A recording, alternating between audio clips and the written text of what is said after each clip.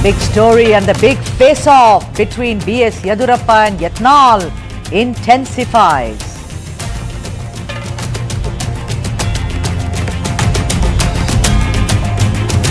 And in a rather sad turn of events, Karnataka government slashes funds for the differently abled by 80%.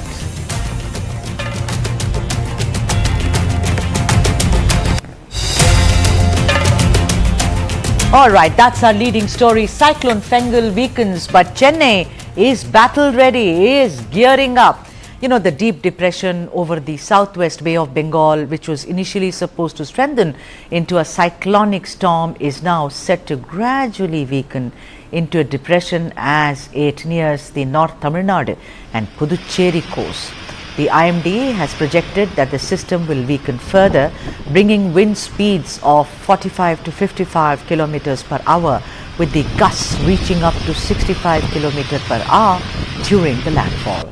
The depression, currently moving northwest, is most likely to cross the North Tamil Nadu Puducherry coast between Karaikal and Mahabalipuram, close to Puducherry, by the morning of 30th of November, which happens to be tomorrow. The Tamil Nadu government has readied itself to deal with all the emergencies. A red alert has been issued in Chengalpattu, Villupuram, Kadalur, Mayiladuthurai, Thiruvarur and Nagapattinam for extremely heavy rain. An orange alert is in place in Chennai, Tiruvallur and Kanchipuram for heavy to very heavy rain, and a yellow alert for moderate rainfall in other districts of Tamil Nadu.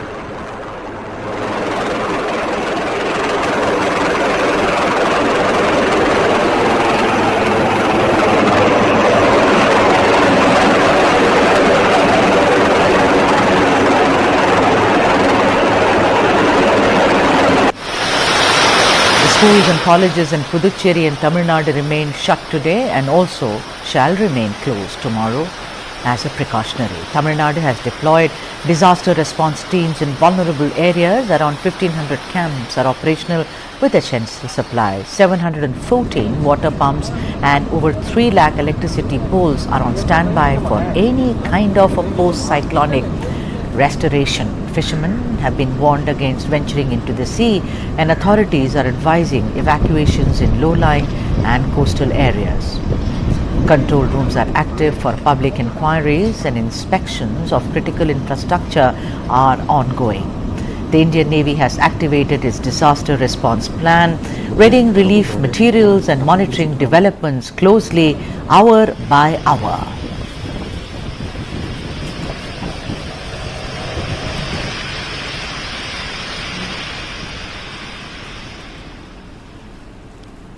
All right, the next story is coming from Karnataka. Karnataka Cabinet reopens. Corruption case against former Chief Minister BS Yediyurappa seeks governor's sanction to carry out a probe.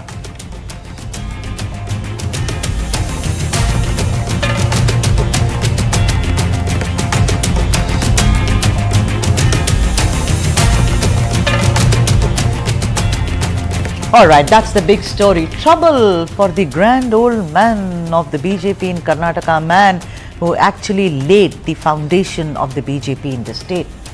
Corruption case has been reopened against Yediyurappa.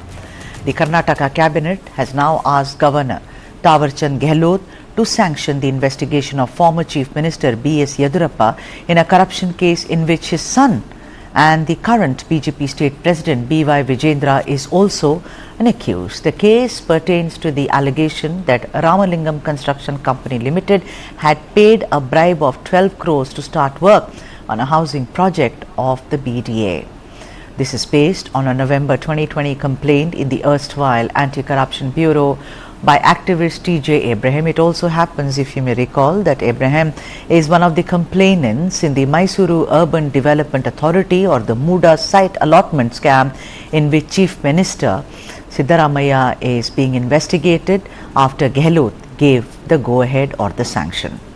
Now, in Yediyurappa's case, Abraham had sought the then governor Vajubhai Vala's sanction to have the CM investigated under the Prevention of Corruption Act. Now, on 24 June 2021, days before he demitted office, Vala rejected Abraham's request for sanction to have Yediyurappa probed. So, Let's try and understand that why exactly has the case been reopened. The BJP may turn around and say, of course, it's political vendetta. What will happen further? Because once Yediyurappa was off the hook, but this time around, is the scenario going to be different? Because there is a Congress government at the helm in Karnataka. My colleague Mohammad Wajiullah joins me live on this broadcast. Waji, hi. Thanks very much. Waji, this had become big, and I think, I remembered Abraham because of this case when it happened with Muda, and he spoke to me on this show. I remembered him as somebody, who had said that let Yediyurappa be investigated. Now tell me, Waji, the last time around, why is it, do you think it's because their government was in power and there could have been, I'm not accusing this, but I'm alleging that could it be possible that it's because of that BS Yediyurappa could actually escape? Well, as a last act of the former governor, this petition was filed by T.J. Abraham saying that there is graft allegation against former Chief Minister BS Yediyurappa and it has to be investigated. And at that point of time, Wajiullah, as his last signature, had denied that investigation. And now the government believe that they have done a thorough probe in this entire matter and they believe that there are serious allegations against Yediyurappa. Now, this is the third allegation that has been come with regards to Yediyurappa in this entire, since the government has come to this thing. First, you have the COVID, then you have a POSCO case against him, and now this. So the trouble, like you mentioned, seems to be mounting on him. And in this particular case, it is said that he had taken a bribe of, it's alleged that he had taken a bribe of 12 crore rupees, not just him, his son. There's also allegation against his brother-in-law. So there are a lot of family relatives also was a part of it. Now, if we go back to this entire case, it is said that it was a part of some VDA housing plots that were allotted to him, and the tender was issued, and that bids were taken. And Ramlingam Construction bid was believed to be higher than the other bids. But despite that fact, Ramlingam Construction got the sanction for building houses in this VDA plot. And it was done through these kickbacks that the former Chief Minister has received. Now the government has gone on to say that you cannot compare the Chief Minister's case of the current Chief Minister's Muda case with this because that was done on a request by without any probe. But this has been done on a probe, and that is why we want the governor to give sanction regards. And now Yediyurappa is not a minister, he's not even a chief minister, he's nobody in power as of now. So there should be investigation. And like you mentioned, the BJP has already called it a witch hunt. They have said that they want to divert the attention from all their issues, and that is why they are now targeting the chief minister. But if we see the sequence of events, it is trouble for Yediyurappa because there is the POSCO hearing on the December 2nd, and now this. Thinking about the POXO case as well. But tell me something, I recall Siddaramaiah saying very clearly, Vaji, when this entire Muda scam actually burst upon him and his wife and his brother-in-law, he said, how come the same thing was not done to Yediyurappa and it's being done to me? This is political vendetta also. So do you think that, and look at it, it's very strange because it is his government, but of course he's been having run-ins with the governor, Gehlot. Tell me something, that what is your hunch? Do you think Yediyurappa will sail through it in the sense because Gehlot is seen to be close to the central dispensation, Wajiullah? But politicians will do their politics. But if we see another interesting aspect in this, the complainant in both the cases, be it Muda or in Yediyurappa case, is the same person, T.J. Abraham. In Game of Thrones, you have the king slayer. Here, he's the chief minister slayer. He is also one of the person who had brought the then Chief Minister Yediyurappa to jail over the disappropriation asset case, and now he's brought tension over the Siddaramaiah over the Muda case, and now this particular case also is a part of his complaint. How will Yediyurappa sail through it? Because now Yediyurappa is nobody in the party, but he's still a big figure for the BJP. The BJP is continuously standing behind him. But how much will they be able to prove this? It's only after investigation and a sanction by the governor we'll get to know. If this governor also denies a sanction, then I don't think we'll see anything moving forward in this case. They might just approach the High Court, but how long will that take? As we know, our courts, it will depend on that. But Vaji, tell me, what are you picking up? You're in Bengaluru. You said that already the BJP is talking about it and saying, oh, it's a witch hunt. What is the Congress? Is there any kind of a soundbite from the Congress's side to say that those who are guilty will be punished, etc., or there is complete silence? Because that proves very well, considering Mr. Yediyurappa is on a temple hopping mission right now. But is it kind of gaining ground politically in Bengaluru? Well, this matter came up yesterday after the cabinet meeting, and H.K. Patil clearly elaborated on how why are they actually prosecuting him and what is the reason behind it. But today, Krishna Gowda spoke to the press, and in that he said that the reason why this case is different because it has been probed, and now these drafts, there are proof with regards to why there was corruption in this matter. And he laid out points saying that 12 crore rupees was given to him and on the behest of another accused. Then there is an involvement of the former chief minister. And that is why we want this to be probed by, we want the governor to give sanction. The last time when TJ Abraham approached, it was on the request of an activist. There was no probe done at that point of time. Now the probe has been done. And that is why we believe that now there is strong evidence with regards to this case. And that is why it should be investigated. So the Congress is trying to push as much as it can, but it remains to be seen on what the governor does. On that note, thank you very much, Mohammad Wajiullah, for joining us on this broadcast. Thank you. And the next story, ladies and gentlemen, is also on Karnataka. It seems to be a Karnataka special today on the South Indian. Let me announce it. The big face-off between BS Yediyurappa and Basnagowda Yatnal has now intensified, and like how?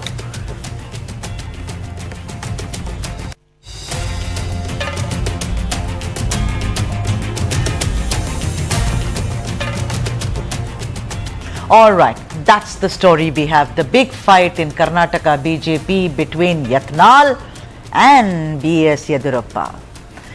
It was actually losing the 3 by-elections in Chennai, Sandur and Shiggaon, which created the pressure for the differences in Karnataka BJP to come out in the open for all to witness. Led by Yatnal, the open rebellion against Vijendra, who's the, of course, BJP state president, had been brewing for months now, and for 4 long years.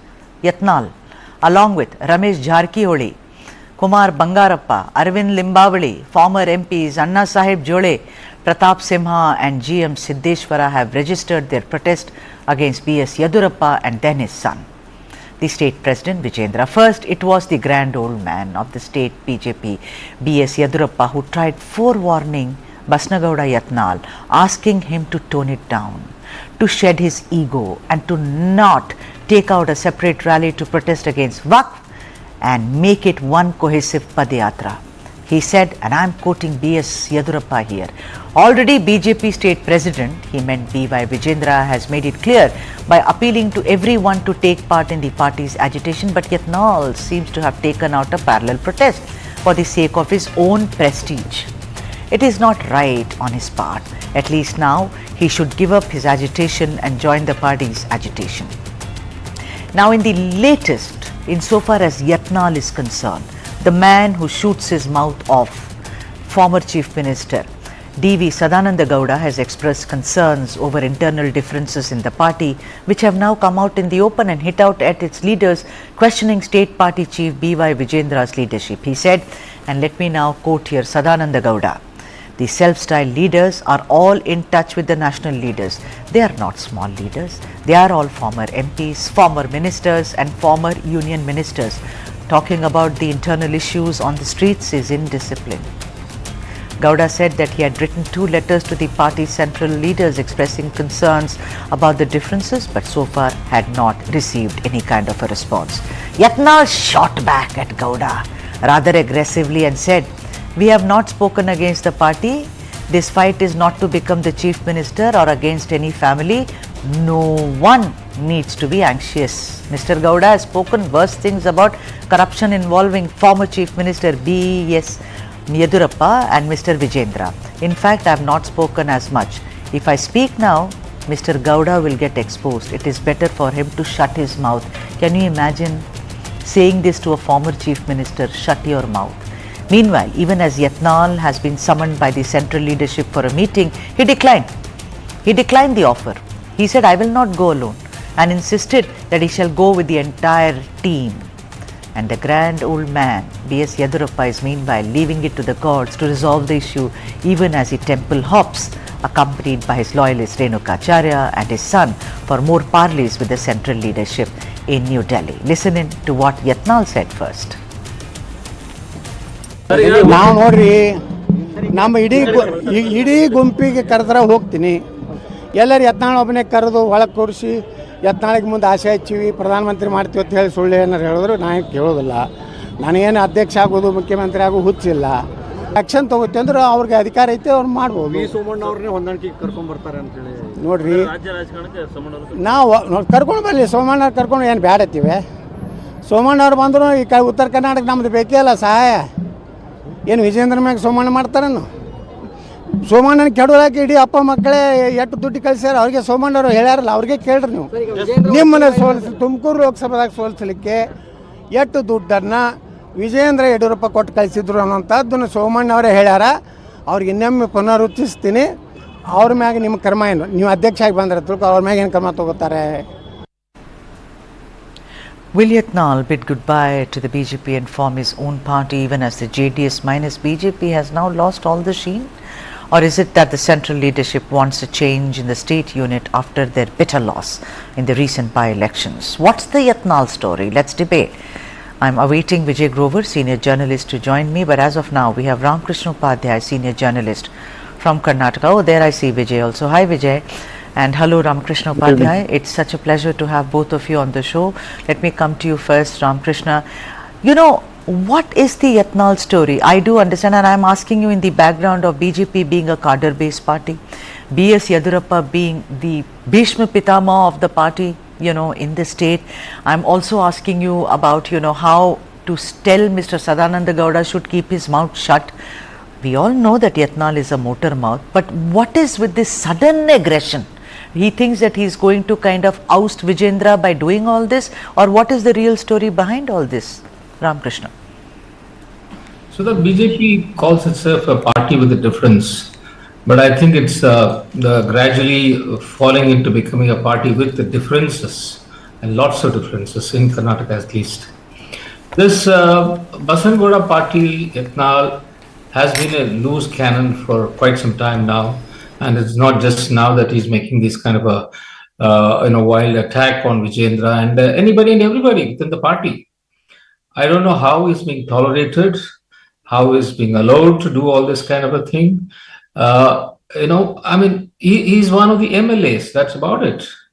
So, and to attack his own party, party leaders like this, I wonder whether he has any license from the central leadership. And if it is so, exactly. Who is behind? Yeah, who is behind this? There are many questions to be asked as to how he is allowed to do all this kind of a thing.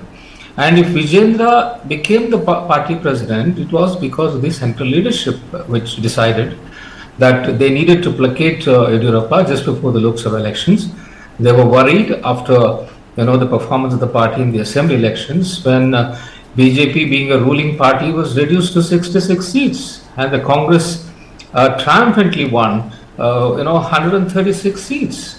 So they wanted to make sure that at least in the Lok Sabha that every one of those 28 seats in Karnataka counted, and that is where they wanted to placate Yediyurappa, and Yediyurappa's son Vijendra was made the party president. Now, having made him the party president, is it not incumbent on the leadership to ensure he gets the support that he needs? Absolutely. So Vijay, very pertinent points that Ramkrishna is making. For me also it looks like something is amiss here.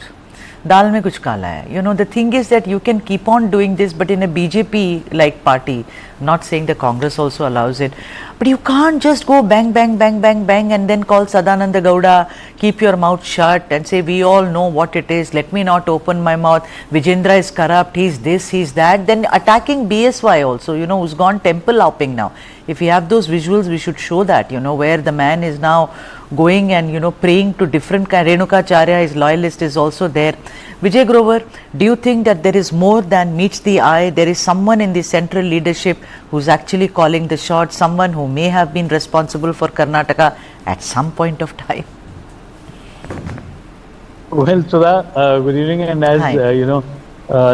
it was just pointed out by my friend Mr. Padhyay that there is somebody who could be shielding, or somebody who could be triggering these kind of responses, and that is something which is a mystery. Because I remember having heard of Yatnal the first time when Yediyurappa was supposed to take oath as the deputy CM under Kumaraswamy. And that was, at even that day he had staged a protest and, had raised questions. And, I'm talking of 2006, and 18 years later, he still continues to attack Yediyurappa for whatever reason. Certainly, they are not political. Let's be very, one decoding I can make out of this is that, his animosity for Yediyurappa and his family is certainly not on political grounds. It could be something beyond that, which is, forcing him to raise questions time and again. It also reminds me of having read about chapters of Raj Narayan in the Morarji Desai ministry, who was equally a maverick who could question his own government time and again, and his own party time and again. And this is what I've read when I was in school. But very surprisingly, that he has a very stark similarity to the behavior in the way Raj Narayan had. Now, who could be doing this to ensure that Yediyurappa is continuously on the watch or is being monitored by these kind of barbs against him and forced to react? That is something which is very baffling. And the silence of the High Command, the BJP High Command, is very, very startling, because a party which is known for discipline, for having taken disciplinary action against several senior leaders in the past, is silent about him, and that is something which is very mysterious. All right, let me now take a break, ladies and gents, but the South Indian will be back after this break, and we shall go back to this story, the great rift between BS Yediyurappa and Yatnal. What's the real story? See you on the other side.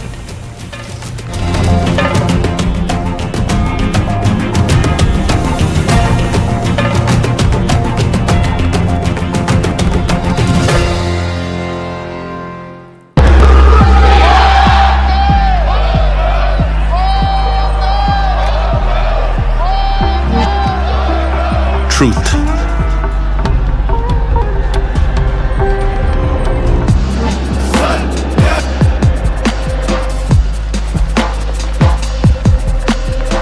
Truth can divide a nation, barely born.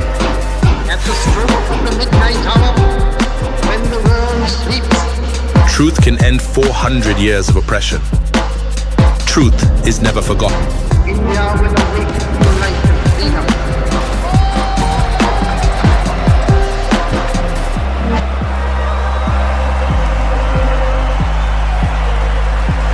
Truth can make you believe in miracles, in magic. Truth. Truth can shake the world, move it, and bring it to a standstill.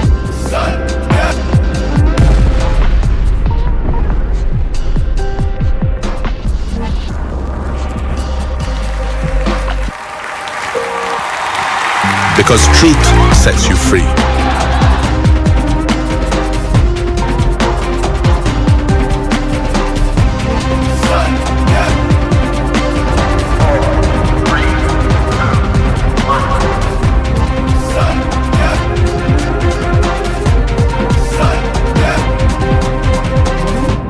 For a century, we've been the voice of truth.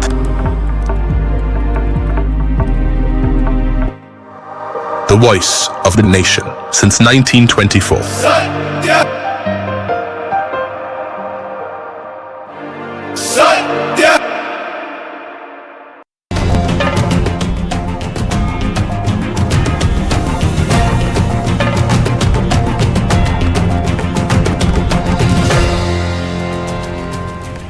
All right, then, welcome back. You're watching the South Indian, and that's the story that we are doing right now, focusing on Karnataka and the big fight between BS Yediyurappa and Yatnal. I have two experts with me, Ramkrishna Upadhyay, senior journalist, and Vijay Grover, senior journalist. Ramkrishna Upadhyay, let me come to you now. Is it possible that Yatnal, much like what BS Yediyurappa once did, could perhaps now, go with his own gang? Because see, he said, I'll not go to Delhi alone. I will go with my my loyalists. I mean, it could be Ramesh Jarkioli, it could be Limbavali, whoever. But he says that's also an act of defiance, which is very, very serious in the BJP. You don't do these things. Now, he seems to have crossed over now and the Rubicon, as it were. But do you think that he will suddenly say that, fine, I know Yediyurappa did not do it, but do you think that if all said and done, Yatnal is dynamic, is seen to be somebody who has a following, he's a hardcore Hindutva person. Do you think that there is a possibility of him saying, all right, the game's over, I'm going my way? Ramkrishna. It's very difficult to predict what Yatnal will do because he's a very, very unpredictable character. I'm getting to feel that he's maybe some kind of a Trojan horse working on behalf of the Congress within the BJP. Because just a few days ago, he made a bombastic statement saying that a great leader in his own party has set aside 1,000 crores to bring down the Congress government in Karnataka. And he had earlier said, some 1,500 crores had been set aside to become the chief minister. These are wild allegations. Of course, he did not, come with any kind of supporting documents or whatever. And for a party man to say something like this, I don't know how BJP is, the central leadership is tolerating this kind of a wild talk from a senior leader of the party. So probably he wants to be, thrown out of the party. And I don't know where he will go because even Congress will not touch him with a barge. Of course. He keeps criticizing even Siddaramaiah and others also. So he's one of those, wild animals just, let loose. But these characters, considering that there are two very important parties in Karnataka, one is the BJP, I mean the JDS is now, I do not know, but two important, as it were, pillars, BJP and Congress. And I've seen even recently CM Ibrahim, I mean, where is he? I speak to him and he says, oh, he's just lounging. So it doesn't really bode well for Mr. Yatnal to kind of keep defying the party leadership and saying I will not go there, etc., because then he straight goes into oblivion. Vijay, come, I want to bring you over here. The BJP during the 3 by-elections in Chennai, and Shigaon and Sandur went hammer and tongs, and they had enough of an ammo with them. They said, Siddaramaiah, Muda scam, Valmiki scam, you're corrupt, you've done this, your guarantees don't reach people. But despite that, Vijay, do you think it is because of their infighting that they could not? I'm not saying that the people don't vote for you if you're fighting, and because people vote differently, but I'm saying they did not come across as a cohesive group, do different padayatras, even I remember during the Valmiki scam and now recently Waqf. Do you think that really cost them a lot? Well, see, I'll tell you one thing. People today, and what we are talking of, you spoke about 3 by-elections. Let me also draw a parallel with Maharashtra. If you keep repeating the same issue again and again and again, it's not work with people. People need something new. And the Congress kept talking of constitution, Congress kept talking of guarantees in Maharashtra that, it would be able to deliver. It did not work for them, but it worked in Karnataka. Now, the BJP infighting certainly did cost it the seats as far as the 3 by-elections are concerned. But here to talk about the Yatnal issue, I would say that, he is only trying to attract attention and waiting for the day, waiting for the spring to come that, more MLAs like him who are unhappy with Yediyurappa would be able to rally around him, which has not happened for so many years. And, I don't think so it will happen because nobody can say that tomorrow the same Yatnal could be singing praises of Yediyurappa after 6 months in case things become better between them. So clearly nobody trusts him and nobody is able to take him as the pivot to, attack Yediyurappa and Vijendra. And that is something which is, irritating him or triggering him that he wants to remain in that life. Yeah, because also Vijay, Vijay, also I wanted to ask you that, Vijendra was, I beg your pardon, Yediyurappa was taken screaming and shouting from the CM's chair. And it's very clear that the BJP leadership, much like what they did to Vasundhara Raje Scindia and Rajasthan, regretted it and then brought him back as someone who's, who's going to guide everyone. Do you think they will take the same risk with his son this time around, Vijay Grover? Certainly not. Certainly not for the fact that, yesterday on your show, you were not there in the show that day. I had very clearly said that if we were to look at alternatives to Vijendra, I do not see any other leader who can have that organization skills, the fundraising skills, and mobilizing the youth and the energy of the party to be able to deliver for the BJP what Vijendra has been able to do. But for these three by-elections lost, if you see in the past, he has led every by-election from the front, and that is something that he had never delivered in the past. And from the time he's taken over, he's been under continuous scrutiny. He's not had the cooperation of the seniors in the party, but that has not bogged him down. And he continues to lead the party from the front and has always been at the forefront of any attack on Siddaramaiah government. So clearly, this is something where I do not see that people like Yediyurappa or people like Yatnal or the others like the Jarkioli and whoever have been trying to take digs at Vijendra in the past will succeed at least in the near future. That because this is something where the major caste Lingayats certainly are solidly behind Yediyurappa, and Yediyurappa may be in the background at the moment, but he still is the anchor of the party in Karnataka, and clearly nobody will want to attack Vijendra at the moment. Ramakrishna Upadhyay, talking about Lingayats, do you think that is one of the reasons? I mean, 2 days ago, the kind of statements made by Yatnal about Basavanna, and which is very, very, I think it hurt a lot of people. Do you think that was an indirect kind of attack on BS Yediyurappa, or you think that's very far-fetched? Also, Ramakrishna Upadhyay, I want to ask you something. What is going to be achieved by Vijendra, who's been summoned to the center now? What are they going to talk about? Because I think it's a foregone conclusion. Calling Yatnal to being summoned to Delhi. I'm sorry, Vijendra. Vijendra? No, I think Yatnal has been summoned. Yatnal, and even Vijendra has been talking to them that he wants to meet them also. See, I think, let me make it very clear, Sudha. Having made Vijendra the party president, the High Command has to stick by him right now. Because it's very clear that without Yediyurappa's support, the party will not progress in Karnataka. As long as Yediyurappa is around and they are dependent on him. And having made Vijendra the state president, look, it is your responsibility to ensure that they get the support and this thing that required. And if some loose cannons are going to attack him day in and day out, you have to throw them out. If BJP is not able to do that, then they are digging their own grave in Karnataka.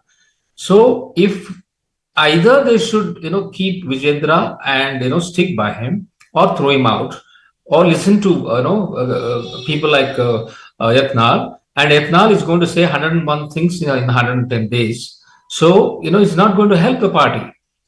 They have to call him and tell him very clearly, look, this is not on. If you don't mend your ways, you will be out the party. I think that clear message has to... Yeah, you've been covering this for decades now, the state, and you know it like the back of your palm.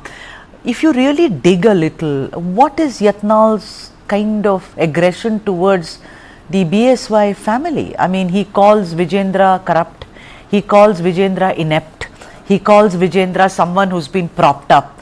Is there a political kind of a thing? Because wasn't Yatnal also a minister at one time, in Delhi? I do not know, I don't recall that, but I faintly recall. But what is the background, Ramakrishna? No, I think it's just that he has some jealousy, some visceral thing about Yediyurappa. He personally doesn't like him. I mean, personal likes and dislikes should not, dictate your actions in the party. You are a partyman, after all, of a national party. And this is picked up by the national media. The way he's going hammer and tongs at Yediyurappa, you think that, the Karnataka BJP is going to fall any day. I mean, BJP in Karnataka is, I don't know, it's become a mockery. The way this fellow is going after one family is become a mockery. Either, they should have removed Yediyurappa from the party itself, because this man has said so many things about him, and then, he's talking sense. Or you back him and his son, whom you have made the party president, and throw this fellow out, who is day in and day out, saying the same kinds of things, which is what the Congress wants. he has become a Congress agent within the BJP. I would go to that extent. Because nobody would talk like this. Okay, and final word to Vijay Grover. Vijay Grover, I have a minute. Please go ahead, Vijay. Well, it's very unfortunate that, we're seeing this kind of, infighting, hogging limelights, not just between in the BJP, even the Congress we see every day, Every DKs day. versus, Sridharamaiah, that kind of conflicts. And, when you talk of public interest or, the reasons that people voted for or voted somebody out, those are not being addressed. We are only talking of Yatnal versus Yediyurappa, we're talking of DKs versus Sridharamaiah, and we're talking of the Jarkuli brothers on each side of the fence trying to, fight. So clearly this is not what, the people voted for. And I hope that, Karnataka will have better reasons to be in the limelight and news rather than Yatnal, making barbs at Yediyurappa for whatever it is thing. And it has been 18 long years. It's not something that is just a day's grouse or a day's thing. Clearly, it baffles us to understand as to what could be the kind of animosity which forces Yatnal to come out every third day and, make these kind of statements and, attack Yediyurappa family. Scoot and scoot, as we say. Thank you so much. I've completely run out of time. Ram Krishna Upadhyay, thank you very much. Vijay Grover, it is such a pleasure as always to have you on the show. Thank you indeed. And the next story, ladies and gentlemen, is also coming from Karnataka. I told you it's a Karnataka special today. Karnataka government slashes funds for the differently abled by 80%. That is so shocking. I'll see you on the other side.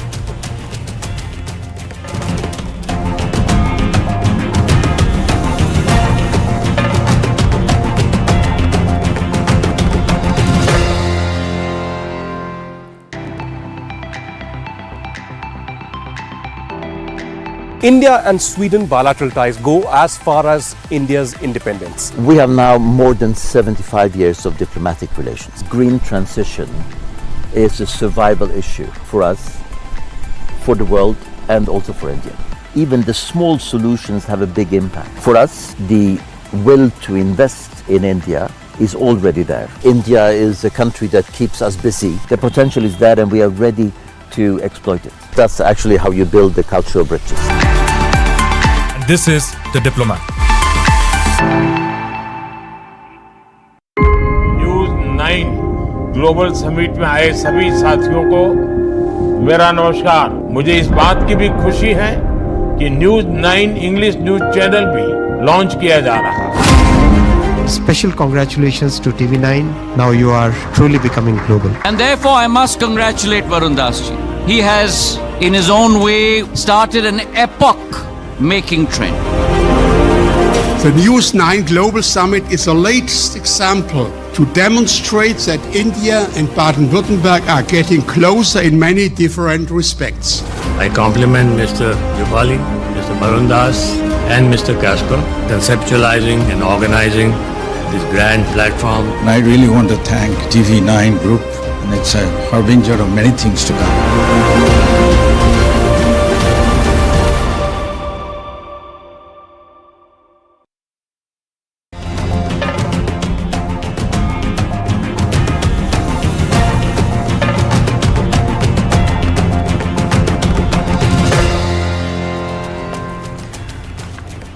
Alright, that's our next story, and it's such a shocking story, really.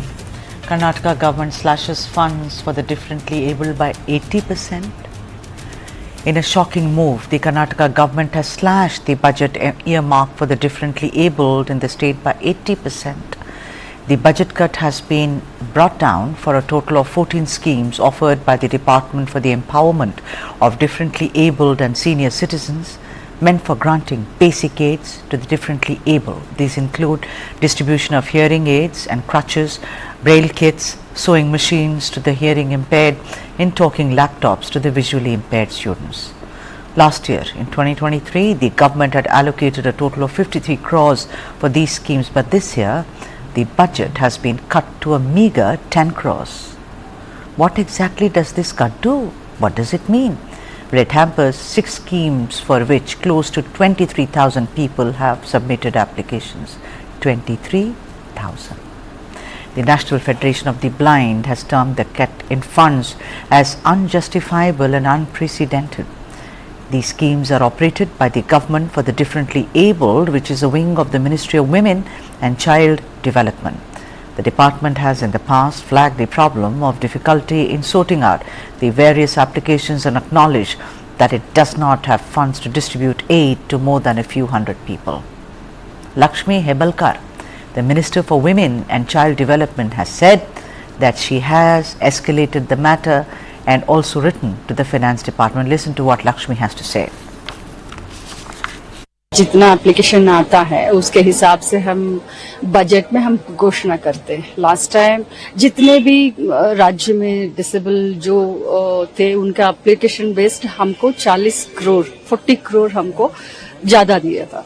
और इस बार भी जो supplementary budget है उसमें इस बार भी थोड़े बहुत आए हैं एप्लीकेशन, तो बेस्ड ऑन एप्लीकेशन इस बार भी हम जो सप्लीमेंट्री बजट है उसमें वो भी हम ले लेंगे। लेकिन ऐसी कोई बात नहीं है कि डिसेबिलिटी का पैसा निकाल के हम दूसरे जगह, कहना ये चाहती हूँ कि 4000 व्हीकल्स जो डिसेबल के लिए कर्नाटक के इतिहास में पहली बार हम लास्ट ईयर हमने दिया है 4000 एट वंस, तो ऐसी कोई बात नहीं है। A country and a state like Karnataka, which thumps its chest about empowering the marginalized and destitutes, if this is the way they cut corners to tide over their own problems, then it is a hopeless situation for all of us. Let me now go across to some of the guests who shall speak on this matter. We are awaiting one guest, but as of now, Mahantesh Samarthana M., who is former Indian blind cricketer and president of the Differently Abled Cricket Council and World Blind Cricket Limited. He has joined us and on your screens right now. Mahantesh, thank you so much for joining us on this broadcast. What is this, Mahantesh? This is shocking, really. Yeah, I think it's very disturbing and very unfortunate because people with disability are most marginalized, and our government always in the past has been one of the proactive, progressive, and has always supported and allocated reasonably good budget. Yes, always it is not enough. But cutting down the budget, I think, is a big shock because, madam, they have come out with many welfare programs, freebies and all. I was under the impression, because Honorable Chief Minister Sir Siddaramaiah Sir and D.K. Shivakumar Sir and our Honorable Minister Lakshmi Madam, they're all known for their benevolence and concern. This was completely unacceptable and unexpected. I'm definitely shocked to hear that 80% of the budget is cut. I would have been very happy even if they had increased by 20%. So they don't understand something, and I totally am with the disabled and other people because you are part of us. We are just like you. There is no difference. Only thing is that you are more special than we are, and I salute you for who you are, Mahantesh. But the point is that they have all the money for guarantees. It's a very good thing. Guarantees are going to no, I understand. That's going to the poor people, and people are getting Annabhagya, Grihajyoti, etc. Very good. But you can't do this, no? To kind of tide over, because also look at the inflation rate. A laptop which maybe was around 50,000 rupees 10 years ago, today is a lakh of rupees. There are other needs that people have. You can't possibly take this away and say that we are thinking about it. What are they thinking about right now after having done this? Is my question. And all these devices would have really enabled persons with disability to lead a life of independence and study well, perform well in their life. It would have really enhanced the quality of life. I'm sure they would reconsider under the leadership of Gautam Agarwalji, NFB. They're all with him. I'm sure government understands our plea, understands our need, understands the difficult situation, and they should reverse it. There's also talk because, you know, we tried to contact the different ministers. They, of course, will not speak on the issue because they are still thinking. We got Lakshmi Hebalkar's bite, of course, but they are saying that they really did not factor in a lot of costs. So it seems to be a complete kind of a confusing situation. From 53 crores to 10 crores, 80% of a slash. Why? Because the disabled people, they are increasing. The percentage has increased. I was looking at data. It's obvious. I mean, it's not it's a no-brainer, right? What makes them do this? I mean, I just think that it is completely unfair. And for a government which talks about, oh, we are here to empower the marginalized and the disempowered. Is this the way they are doing stuff to kind of encourage those who want to join the mainstream? No, and Karnataka is always a leader in disability sector, and Bangalore is known as the capital. So government schemes are fantastic, but slashing like this, I don't know where we are going. General Secretary of National Federation of the Blind of India is also joining us, but he is joining us on the phone line. Gautam, thank you so much for joining us on the broadcast. Gautam, tell me something, this shocking kind of cutting down of budget, your opening comments on this, Gautam Agarwal. Thank you, madam. First of all, I would like to thank all of you for giving us this opportunity. And this is really very shocking, unbelievable, and unfortunate, because so far we have never heard that the budget for any such social security scheme of any marginalized section has been cut down in pre-India, post-independence India. But we could not able to understand the reason behind that. What may be the justification that need to be find out, because Sir Gautamji, sorry to interrupt you, Gautamji, do pardon me, but the reasons is that they are saying that, we will think about it. It just seems like it's a complete confusing and chaotic situation there. You can't possibly cut down the budget because the needs of the specially abled has increased over the years. We need to see that they have more tools and more skill sets to compete better. What are you hearing on the ground? Because I'm hearing that they may be diverting the funds. That's what I'm coming to that only. Because this is shocking. Why in the same budget session when the budget was cutting down under these schemes, at the same time they have approved the budget of 58,000 crore for this new schemes which we call this guarantee scheme. So that's the reason that we need to think, we need to ask that if with this cutting of this 40 crore rupees will balance that, can balance that additional burden of the state government, or if what is other, because the schemes are well utilized. Sometimes it happens that there is no beneficiary of the scheme. Schemes are not utilized properly. In that case, they can think to cut it. But where the 100% utilization is there, and this year the demand is more than the previous year. So then what may be the reason? Absolutely, it's very confusing indeed. Mahantesh, let me come to you now. Considering that you're the former Indian blind cricketer and president of the Differently Abled Cricket Council, how will this impact, let us say, the cricket team as it were? What kind of problems will they get into if you cut down the budget for them? Yeah, so I'm sure many of our cricketers would lose the opportunity of getting some of these assistive devices from this particular budget if they slash it. And any cut in the budget will only affect in a big way, because every year there will be an additional number of beneficiaries. So proactive, progressive government should only increase, madam, instead of cutting. So I will personally see how I can speak to concerned ministers and all. Will request, will plead, and will also talk to all people and support our Gautam Bhai in his leadership. Motivate and I don't say influence government. Government should understand the need and should reverse their decision. If not increase, at least they should have stuck to the same budget. Gautamji, do you have any hope that they will revise this? Because once it's done, usually it's done. No, actually, we are hoping. We have been requesting. We approached all the authorities, Honorable Chief Minister, Deputy Chief Minister, Finance Department, Chief Secretary. So but so far we did not receive any response from any side.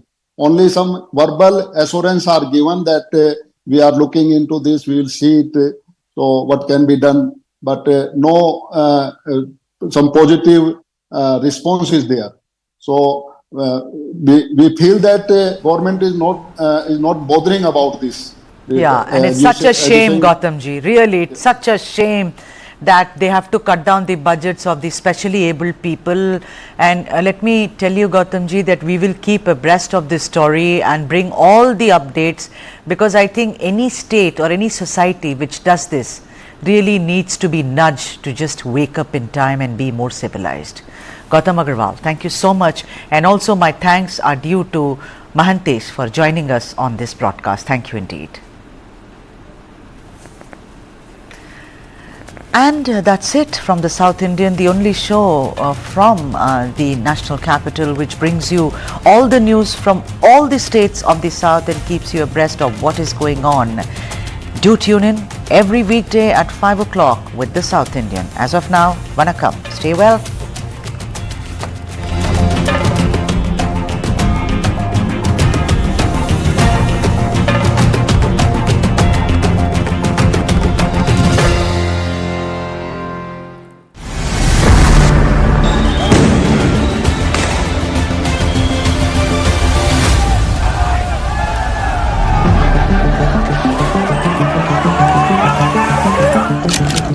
India's neighborhood has been in turbulence all throughout. Sheikh Hasina was forced to resign and take refuge in India. Myanmar itself is facing an enormous internal crisis of sorts. Periods of India's greatest strength was when the neighborhood did not have a problem with it. There are events that are larger than your ability to control them. What you have to do is to make the best of those events and move forward.